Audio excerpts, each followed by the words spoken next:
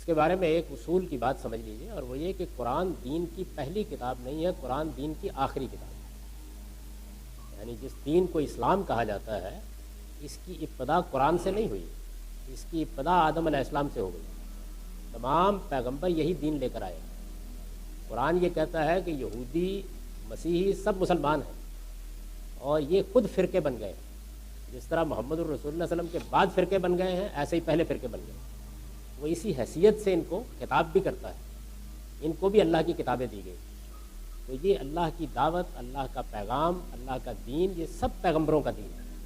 لہذا تمام پیغمبروں کو جو ہدایت دی گئی، قرآن نے خود اس کی تاکید کر دی ہے کہ ہمیں بھی اس کی پیروی کرنی ہے۔ وہ جو ہدایت تھی یا جو روایت تھی یا جو ٹریڈیشن چلی آ رہی تھی، وہ عرب میں حضرت ابراہیم کے ذریعے سے پہنچی، اور حضرت ابراہیم کی اولاد ہے بنی اسماعیل، یعنی اسماعیل کے بیٹے ہیں، ان کے ہاں بھی وہ روایت موجود تھی۔ اس کو قرآن ملت ابراہیم کہتا ہے، ابراہیمی دین کی روایت۔ رسول اللہ صلی اللہ علیہ وسلم نے اور قرآن نے اس روایت کو زندہ کیا۔ اگر اس میں کوئی خرابی تھی تو اس کی اصلاح کی، اور اگر کوئی اضافہ اس میں کرنا تھا تو کر کے اس کو آگے جاری کر دیا، یعنی پیغمبروں کی روایت کو آگے جاری کر دیا۔ اس کو سنت کہتے ہیں۔ یہ انبیاء علیہم السلام کی سنت ہے۔ اس کو محمد الرسول اللہ صلی اللہ علیہ وسلم نے سینکشن دے کے آگے جاری کیا ہے، یعنی جو چیز مر گئی تھی اس کو زندہ کیا، جس میں اصلاح کی ضرورت تھی اس کی اصلاح کر دی، اور جس میں کوئی اضافہ کرنا تھا وہ اضافہ کر دیا، کر کے اس کو آگے جاری کر دیا۔ یہ سنت قرآن سے پہلے موجود ہے۔ یہ نماز اسی طرح موجود ہے، روزہ اسی طرح موجود ہے، حج اسی طرح موجود ہے، زکوٰۃ اسی طرح موجود ہے۔ یہ انبیاء علیہم السلام کا طریقہ ہے۔ یہی نماز حضرت مسیح 5 وقت پڑھتے تھے، یہی نماز یہود 5 وقت پڑھتے تھے۔ تمام انبیاء اسی طریقے سے نماز پڑھتے رہے ہیں۔ یہی روزے سب رکھتے تھے۔ قرآن میں روزے کی آیت ہی یہاں سے شروع ہوتی ہے کہ ایمان والو، یہ روزے میں نے تم پر اسی طرح فرض کیے ہیں کما کتب علی الذین من قبلکم، جیسے تم پہ پہلوں سے فرض کیے تھے۔ حج اسی طرح ہو رہا تھا حضور سے پہلے۔ تو یہ ساری سنت جو ہے، یہ دین لازمی دین ہے، پیغمبروں کا دین ہے۔ تو اس وجہ سے اس کو مضبوط پکڑیے اور قرآن کو مضبوط پکڑیے، اور اس میں سے کوئی چیز حدیثوں میں بیان نہیں ہوئی محض، یہ ساری کی ساری مسلمانوں کے اجماع سے منتقل ہوئی ہے۔ یعنی نماز رسول اللہ صلی اللہ علیہ وسلم نے 5 وقت پڑھائی، اور مسلمانوں نے روز پڑھتے ہوئے 20ویں صدی 21ویں صدی تک پہنچا دی ہے۔ ایسے ہی روزے رسالت میں آپ صلی اللہ علیہ وسلم نے رکھے، اور رمضان کے اندر روزے رکھے جا رہے ہیں۔ حج ہر سال ہو رہا ہے، کبھی منقطع نہیں ہوا۔ تو جیسے قرآن منتقل ہوا ہے، ایسے ہی یہ سنت منتقل ہوئی ہے۔ اس میں کبھی کوئی اختلاف نہیں ہوا، اس میں آج بھی کوئی اختلاف نہیں ہے۔ یہ بالکل تمام اختلافات سے بالا ہے۔ میں نے اپنی کتاب میزان کے شروع میں اس کی فہرست مرتب کر دی، یعنی یہ کوئی 27-28 چیزیں ہیں۔ یہ ساری سنت لازم ہے، یہ پیغمبروں کا دین ہے۔ قرآن اس پر عمل کرنے کی تاکید کرتا ہے، اپنے پیغمبر کو حکم دیتا ہے کہ اتبع ملت ابراہیم حنیفہ، یہ ابراہیمی دین ہے، اس کی آپ کو پیروی کرنی ہے۔ تو اس وجہ سے اس کو قرآن سے الگ نہ سمجھیے۔ اسی وجہ سے قرآن اس کی تفصیل نہیں کرتا، لوگ واقف ہیں اس سے۔ جب وہ کہتا ہے نماز کا اہتمام کرو تو وہ جانتے ہیں نماز کیا ہے۔ جب وہ کہتا ہے زکوٰۃ دو تو اس کے مخاطبین، اس کے ایڈریسز وہ جانتے ہیں زکوٰۃ کیا ہے۔ جب وہ کہتا ہے حج کرو تو اس کے مخاطبین جانتے ہیں کہ حج کیا ہے۔ خود محمد الرسول اللہ صلی اللہ علیہ وسلم نے نبی ہونے سے بہت پہلے حج کیا، اور اسی طریقے سے کیا جیسے کہ ابراہیمی طریقہ ہے، جیسے ہم آپ کرتے ہیں۔ حضرت ابو ذر غفاری اپنے اسلام لانے کا واقعہ بیان کرتے ہیں، اور یہ کہتے ہیں کہ میں نے ابھی حضور کا سنا بھی نہیں تھا اور میں نماز کا پابند ہو چکا ہوں۔ تو اس وجہ سے یہ سنت جو ہے یہ لازمی چیز ہے، اور یہ قرآن مجید سے پہلے سے موجود ہے۔ قرآن نے اس کو پیروی کرنے کا ہم کو حکم دیا، اور میں نے عرض کیا کہ یہ کسی حدیث پر مبنی نہیں ہے، یہ کسی روایت پر مبنی نہیں ہے، یہ اسی طرح منتقل ہوئی ہے جیسے قرآن منتقل ہوا ہے۔ جس طرح قرآن مسلمانوں نے اپنے اجماع سے منتقل کیا ہے، ایسے ہی یہ سنت منتقل ہوئی ہے، اور یہ مسلمانوں کے اندر مشرق سے مغرب تک رائج ہے۔ اس کی پیروی لازم ہے۔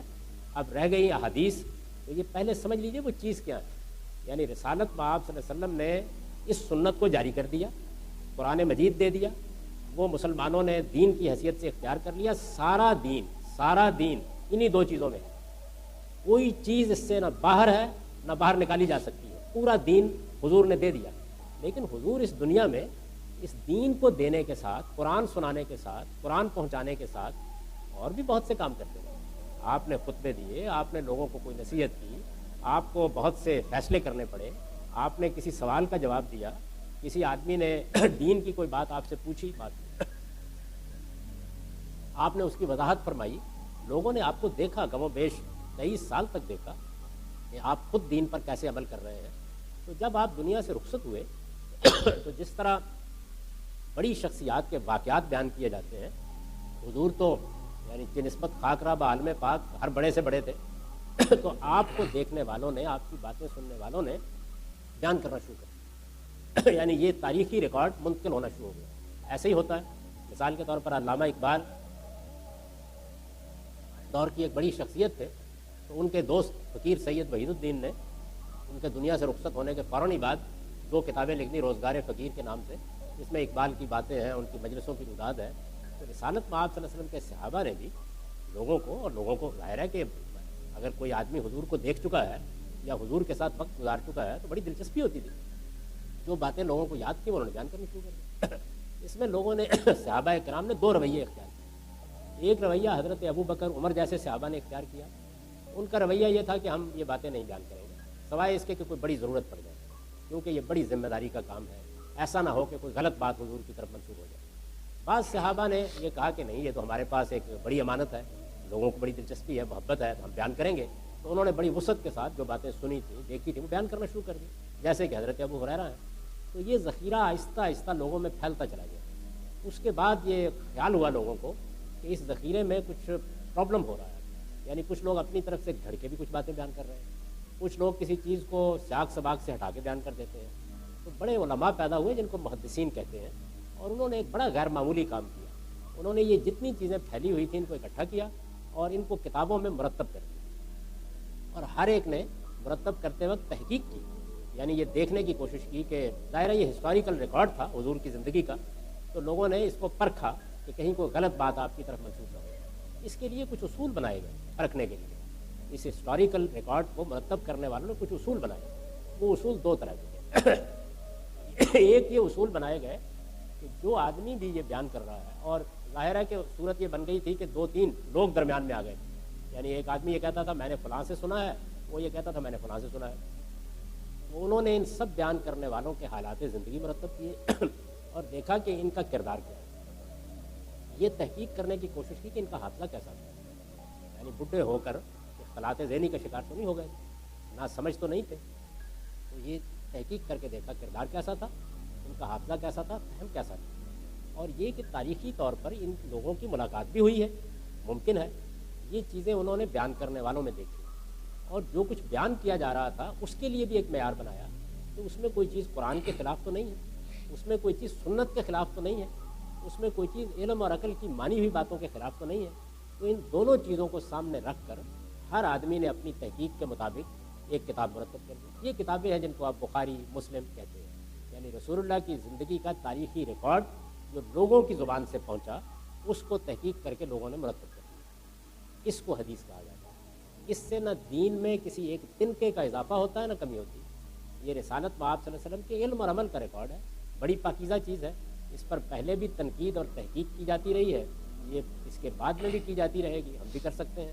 تو اس کو تحقیق تنقید کی نگاہ سے دیکھنا چاہیے، اور جو بات بہت مستند ہو، جس پہ اطمینان ہو، جس میں یہ جو معیار میں نے آپ کو بتایا ہے اس پر وہ پوری اترتی ہو، بس اسی کو حضور کی نسبت سے بیان کرنا چاہیے. پڑھیے کہ یہ حضور کی زندگی کا تاریخی ریکارڈ ہے، ہسٹوریکل ریکارڈ ہے. دین سارا کا سارا قرآن و سنت میں ہے، اور وہ بالکل محفوظ ہے. وہ کسی کی تحقیق کا محتاج نہیں ہے، وہ اس امت کو منتقل